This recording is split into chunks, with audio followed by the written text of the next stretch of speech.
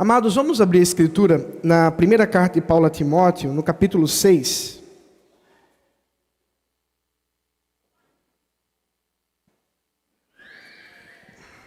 Primeira a Timóteo, capítulo 6, o versículo de 3 ao 10 é o objeto de nossa exposição nessa manhã.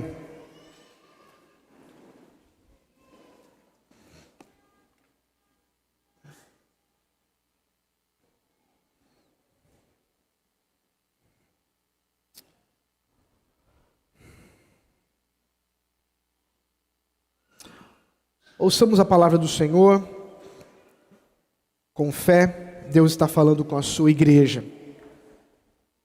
Assim diz a palavra do Senhor: se alguém ensina outra doutrina e não concorda com as sãs palavras de nosso Senhor Jesus Cristo e com o ensino segundo a piedade, esse é orgulhoso e não entende nada, mas tem um desejo doentio por discussões e brigas a respeito de palavras.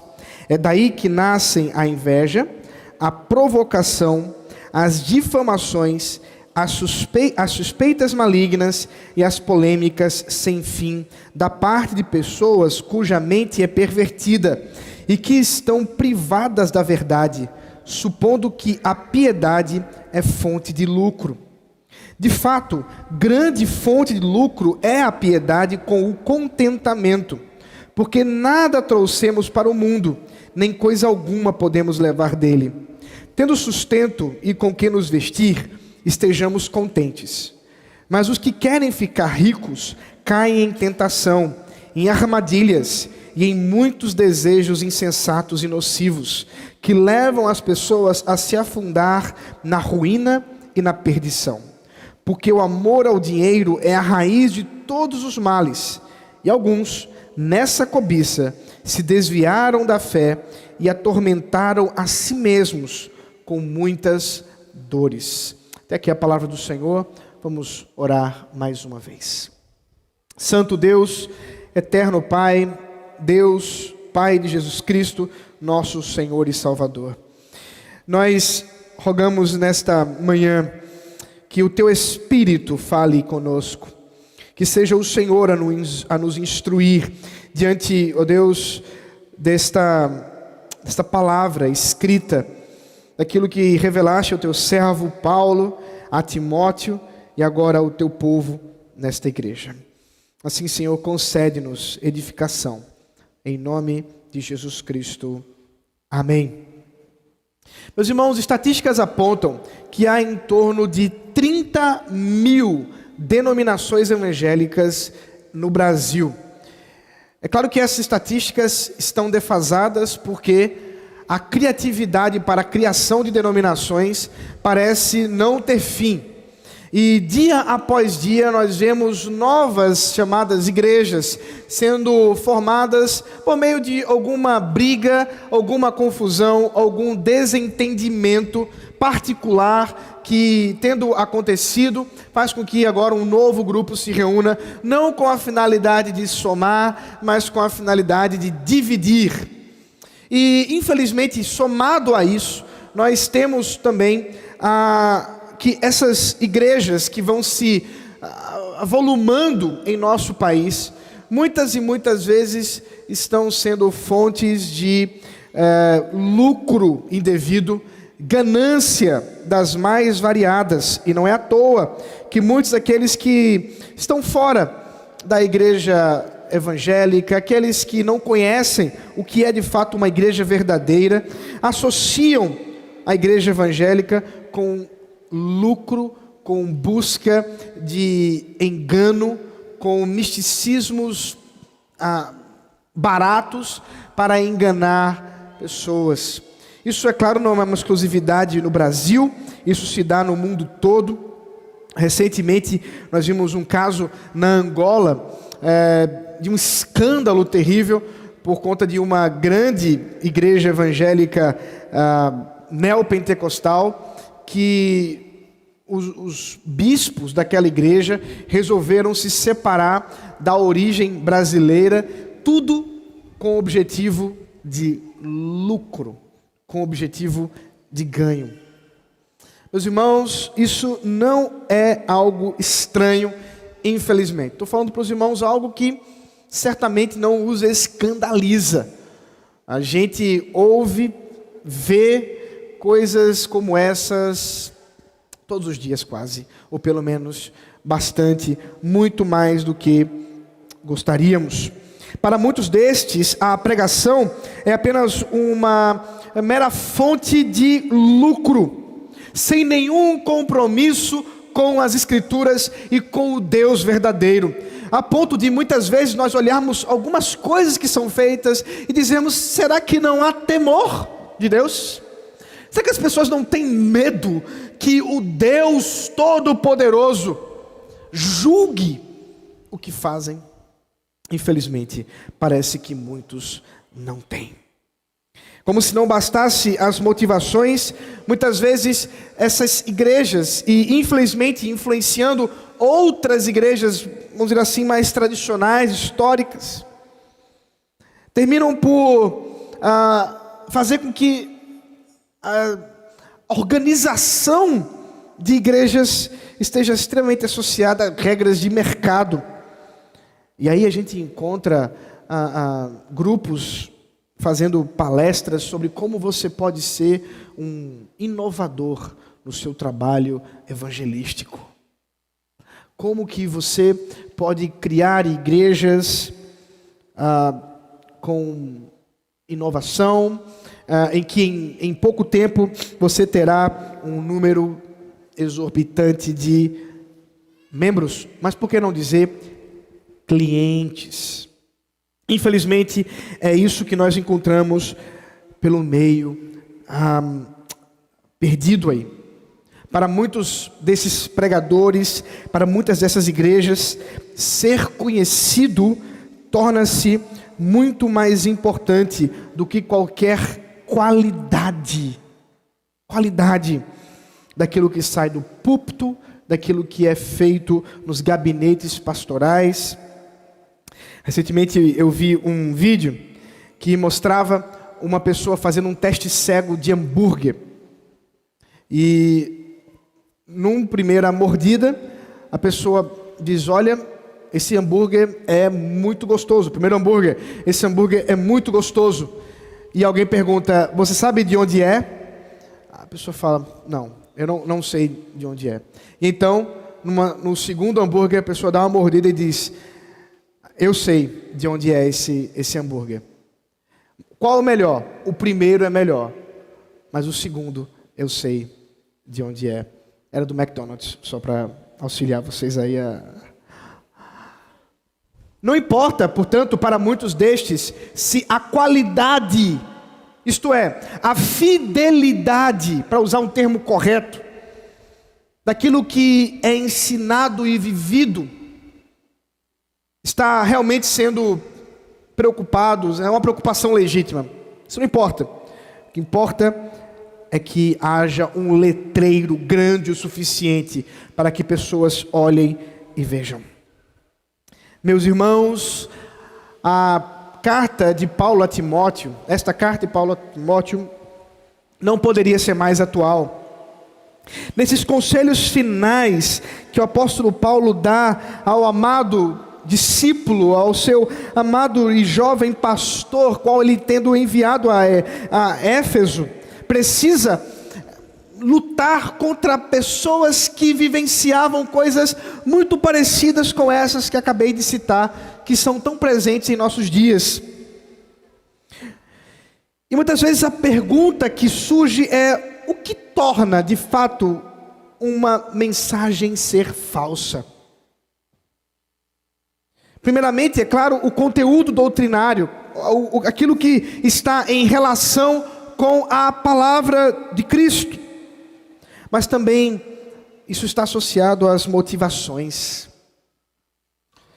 Aos Filipenses, por exemplo, Paulo explica, e os irmãos viram isso à noite comigo, algumas semanas atrás, que alguns até mesmo tinham a motivação de por inveja, de por tentar fazer Paulo sofrer, pregavam a palavra de Cristo. Mas aqui Paulo mostra que há aqueles que estão com o desejo da ganância. E a ganância, o desejo de enriquecimento a qualquer custo, faz com que muitos destes estejam realmente dispostos a abraçar qualquer discurso que possa cativar, mas não transformar pessoas. Por isso, nessa manhã, nós veremos o preço da heresia. Há um preço a ser pago por pregar heresias. Há um preço a ser pago por defender doutrinas falsas. Esse preço, meus irmãos, é muito alto. Primeiramente, lembrarmos que heresia é fonte de ganância. Versículo 3 ao 5, Paulo fala do problema de muitos não estarem ensinando em conformidade com a palavra de Cristo. Se você voltar um pouquinho no versículo 2, a última oração que Paulo fala é: ensine e recomende estas coisas. E a partir, portanto, desse ponto, ensinar e recomendar as coisas da verdade, ensinar e recomendar aquilo que é advindo da palavra do Senhor e que se aplica a uma diversidade de coisas, Paulo exorta: se alguém ensina outra coisa, outra doutrina, e que essa doutrina, primeiro, não concorda com as palavras de Cristo, e em segundo lugar, não está em conformidade com a piedade, com a verdadeira religião, com a verdadeira prática, essa pessoa não está para ser ouvida. Ela não deve ser ouvida. Meus irmãos, nós sabemos, e temos dito isso em vários momentos, que a igreja verdadeira se estabelece sob 3 pilares. Há 3 pilares que a igreja verdadeira se fundamenta. Primeiramente, a pregação fiel, verdadeira da palavra de Deus. Em segundo lugar, a disciplina eclesiástica, a busca por santificação e o uso correto, em amor, da disciplina daqueles que estão impenitentes, que querem se negar a ouvir da palavra de Deus e viver segundo a verdadeira religião. E terceiro, os sacramentos bem e corretamente administrados, como meios de graça, a ceia do Senhor, o batismo. Essas marcas da verdadeira igreja estão presentes desde seu início. E aqui, a preocupação de Paulo é falar da primeira delas. Porque, de fato, a pregação, ela governa e direciona os propósitos da igreja.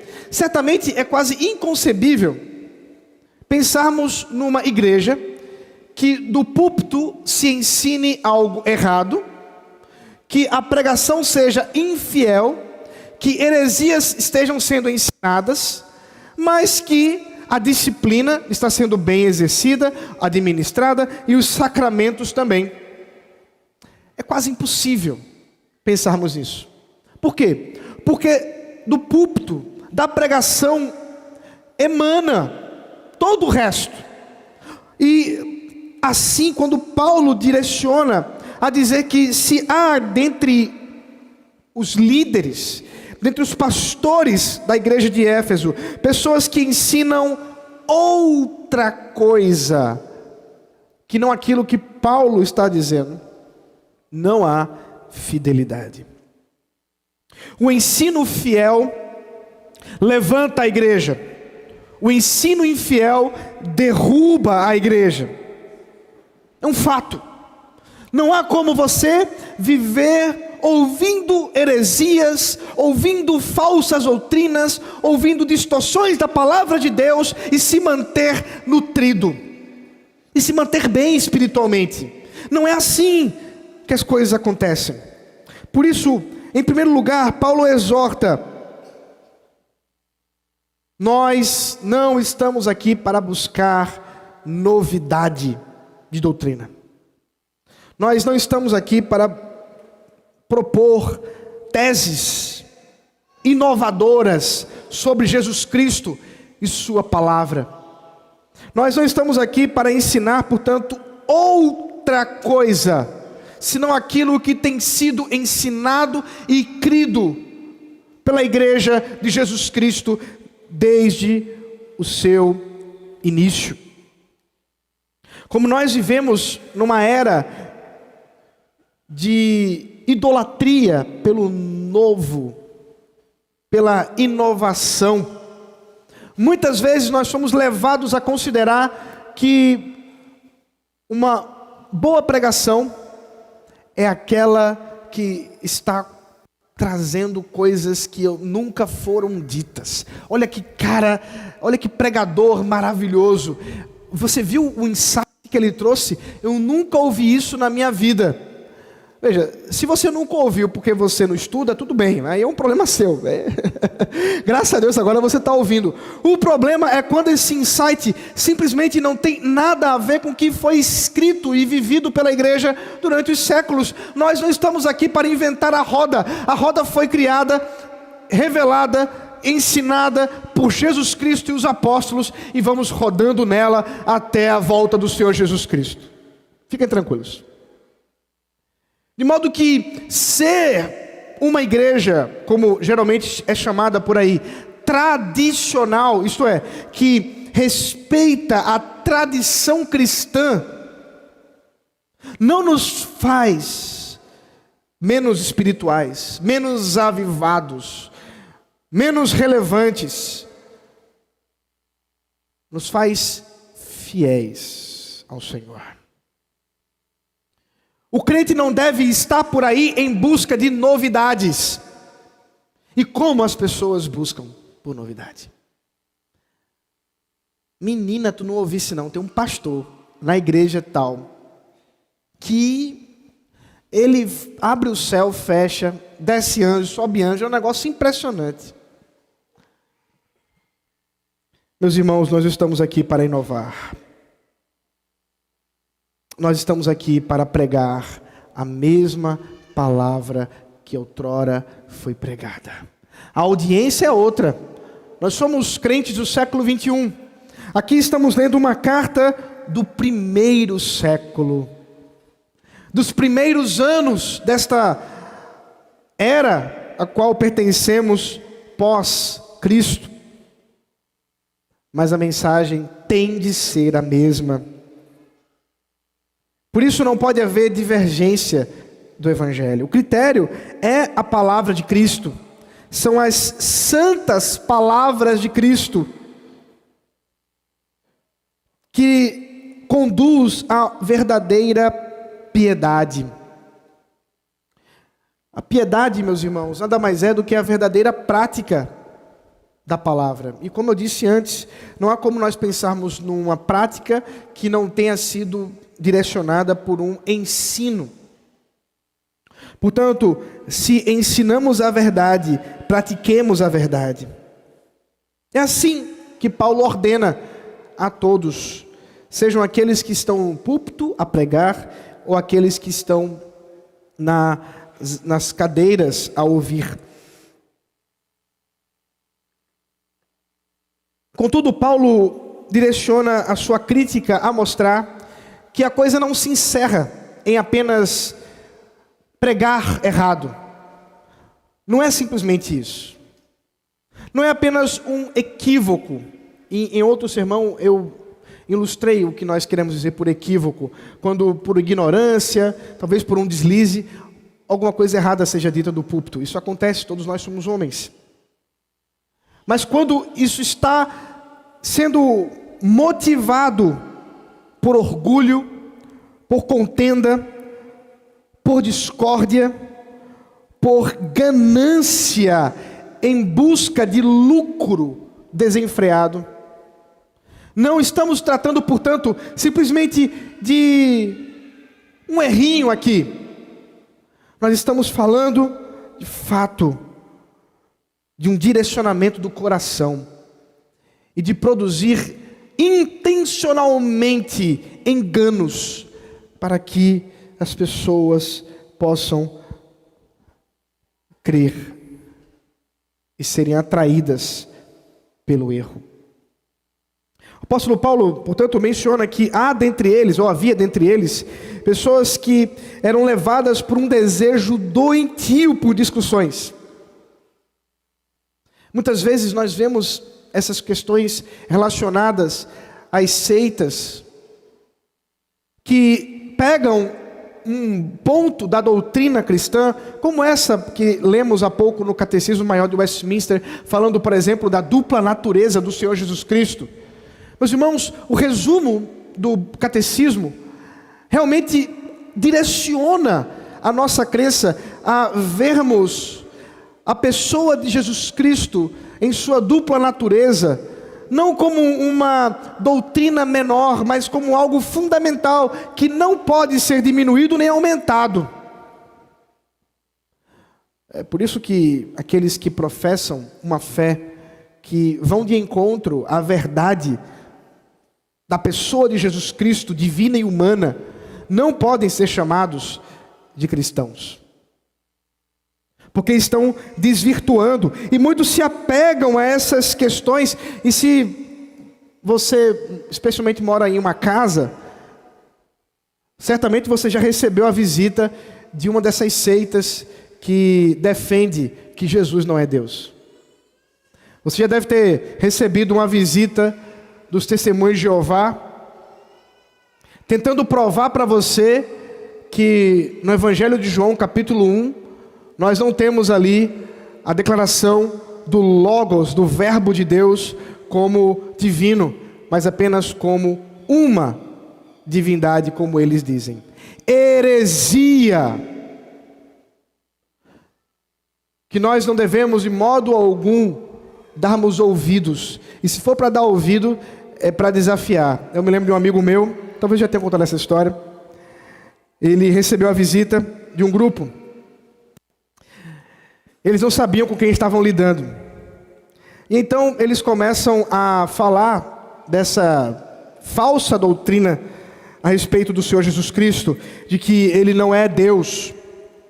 E tentam argumentar com alguma coisa decorada, obviamente, da gramática grega lá do Evangelho de João, capítulo 1, versículo 1. E esse meu amigo, que é um grande estudioso de grego, foi lá e disse: olha, não é assim não.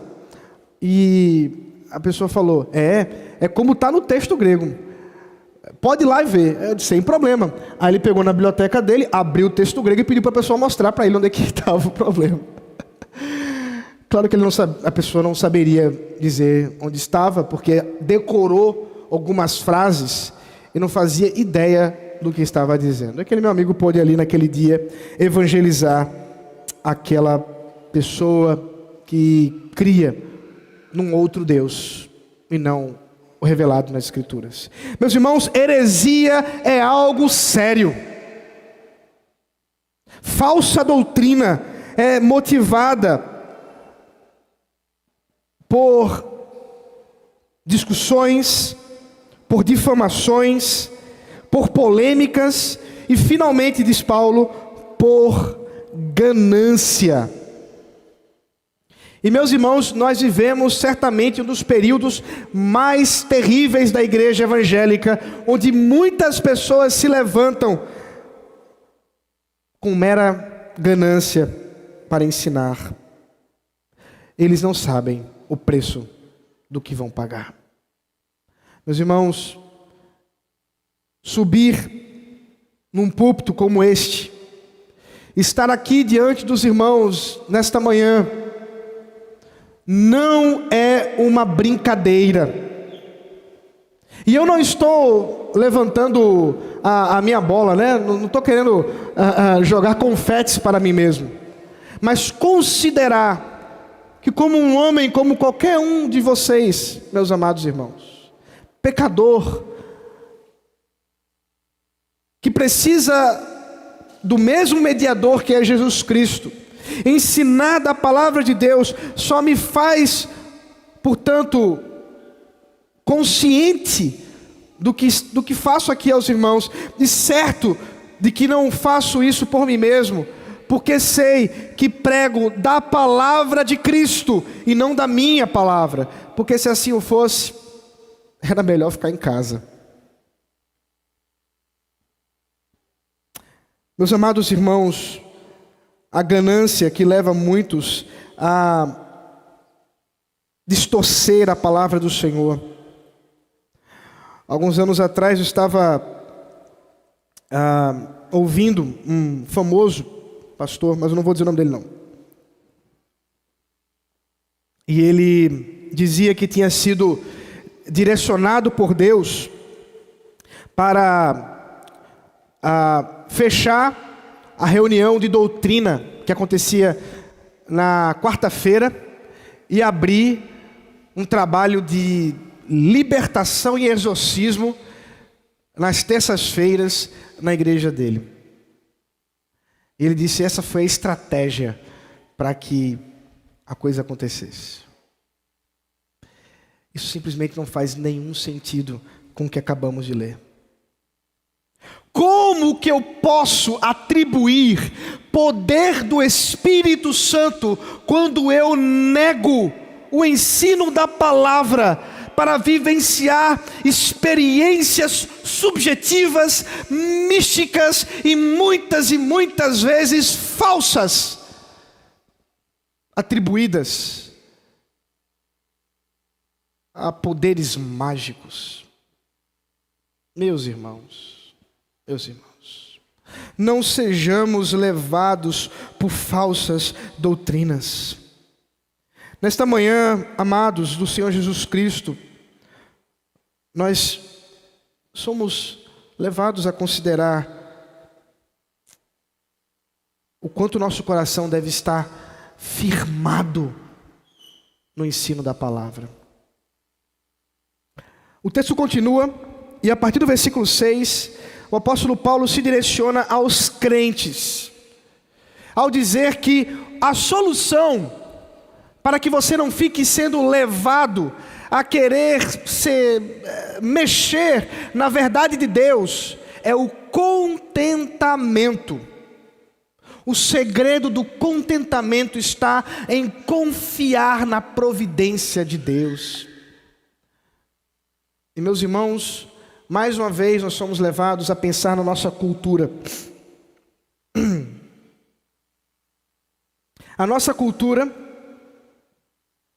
é uma cultura que cada vez mais cultua o desejo dos olhos. A todo momento você está com um desses aparelhos, olhando para alguma propaganda, que não necessariamente pode ser a propaganda de uma empresa, mas pode ser a propaganda de uma vida que você agora quer ter e que você não tem. A famosa história a grama do vizinho é mais verde do que a nossa. E meus irmãos, todos nós, muitas e muitas vezes durante o dia, somos levados à inveja. Poxa, eu gostaria de ter isso que fulaninho tem. Vou até mandar uma mensagem para ele, para saber onde foi que ele comprou. Eu gostaria de ter aquilo. Eu gostaria... Meus irmãos, quando são objetos, ainda é algo contornável. O problema é quando você agora não somente quer ter o objeto, você quer ter a esposa, você quer ter o marido. Poxa, por que eu não tenho uma esposa como fulaninho tem? Ou por que eu não tenho o marido como fulaninha tem? Ou por que eu não tenho os filhos? E aquilo vai corroendo como um câncer no seu coração. E aquilo vai lhe levando realmente a pensar que se você não for motivado por essas coisas, Você não consegue nem mais acordar e trabalhar, porque é exatamente isso que você quer. Se esforçar para ter sua vida de acordo com a de outra pessoa, quando você deveria ter como base Jesus Cristo.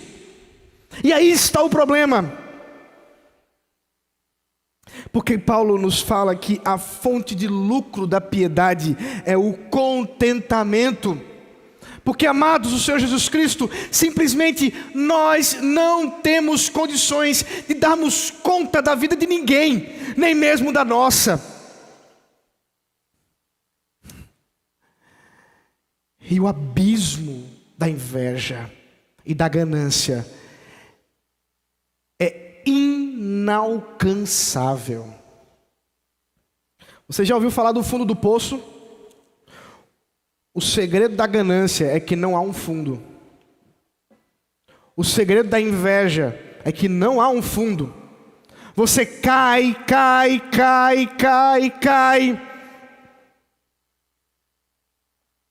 E o seu coração cada vez mais entristecido. E seu coração cada vez mais apodrecido. É por isso que Paulo mostra que as riquezas desse mundo não têm valor. Olha o que ele diz no versículo 7. Porque nada trouxemos para o mundo, nem coisa alguma podemos levar dele.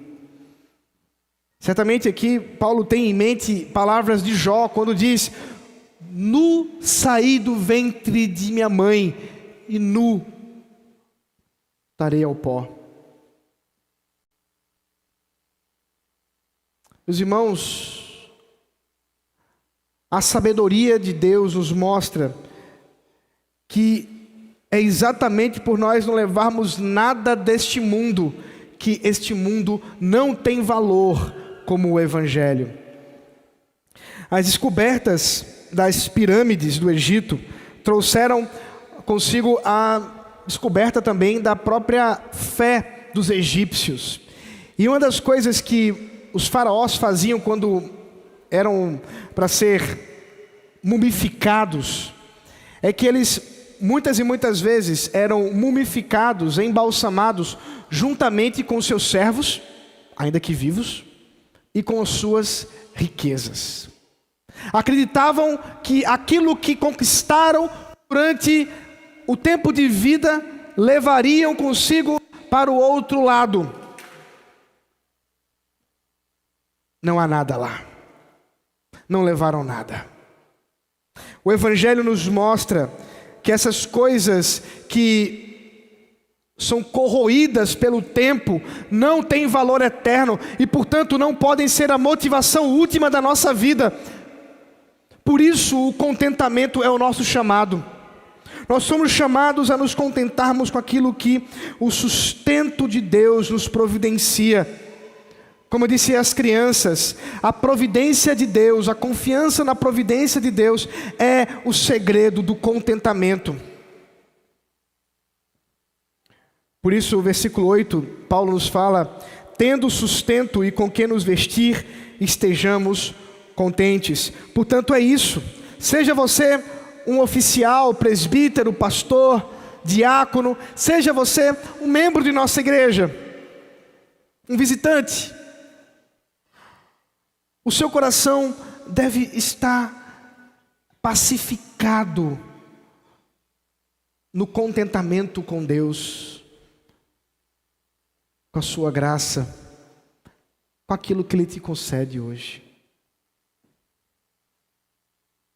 Tendo o sustento para se alimentar, para poder, com o suficiente, continuar a sua vida, tendo o suficiente para se proteger fisicamente com a sua vestimenta, com um teto, é o suficiente. Confie no Senhor. Por outro lado, Paulo diz: aqueles que estão com o seu coração voltados para a ganância, essas coisas simplesmente não fazem sentido, porque não estando contentes, estão em busca de riquezas, e isso se torna uma grande armadilha para eles, e pagam caro. Veja o versículo 9. Mas os que querem ficar ricos caem em tentação, em armadilhas, e em muitos desejos insensatos e nocivos, que levam as pessoas a se afundar na ruína e na perdição. Amados, a ganância é destrutiva. A busca desenfreada pela riqueza é uma armadilha que toma o nosso coração e nos destrói. Falsos mestres estavam conduzindo o ensino da igreja com o desejo de lucro, e o seu fim é a destruição. Por isso que Paulo conclui no versículo 10, dizendo que não há como nós nos contentarmos com Deus e ao mesmo tempo estarmos voltados para riquezas. Versículo 10, porque o amor ao dinheiro é a raiz de todos os males. E alguns, nessa cobiça, se desviaram da fé e atormentaram a si mesmos com muitas dores. É o próprio Senhor Jesus Cristo que já havia instruído ao dizer que não há como você agradar dois senhores.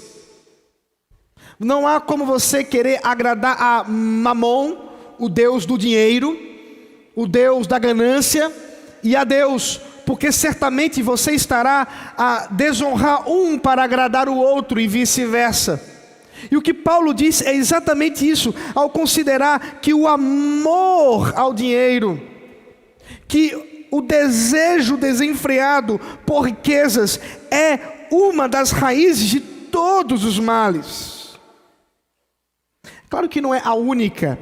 Há outras coisas que nos levam ao mal, ao caos, à destruição, mas certamente para os nossos tempos é uma das mais terríveis.